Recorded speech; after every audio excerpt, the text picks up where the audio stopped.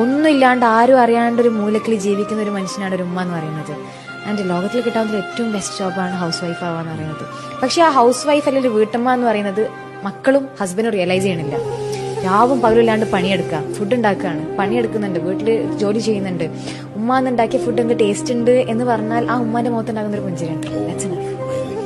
അത് നമുക്ക് പറയാൻ സമയമുണ്ട്. എപ്പം ആ മരണപ്പെട്ടതിന് മുന്നിൽ നിൽക്കുന്ന സമയത്ത് ആ തണുത്ത ഹൃദയത്തോട് അല്ലെങ്കിൽ തണുത്ത ബോഡിയോട് വിളിച്ച് പറയാൻ നമുക്ക് സമയം ഉണ്ടാകും.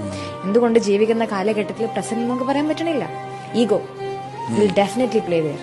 ഞാനിപ്പോ അത് പറഞ്ഞാൽ ഇപ്പൊ എങ്ങനെ ഇതാവുക, ഞാൻ ഉമ്മയെ കെട്ടിപ്പിടിച്ച് എന്താണ്ടാവുക, ഉമ്മച്ചാന്നുണ്ടാവും, ഒന്നും ഉണ്ടാകാൻ പോകുന്നില്ല. It's your mother, give your love.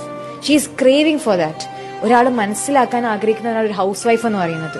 ജോലിയില്ല, രാവും പകലും ഇല്ലാണ്ട് കിച്ചൺ ആണ് ആളുടെ ലോകം എന്ന് പറയുന്നത്. ആ കിച്ചൺ എന്ന ലോകം സ്വർഗമാക്കാൻ പറ്റണമെന്നുണ്ടെങ്കിൽ അവിടെ ജീവിക്കുന്ന ഭർത്താവിനും അവിടെ ജീവിക്കുന്ന മക്കൾക്കും മാത്രമേ പറ്റുള്ളൂ.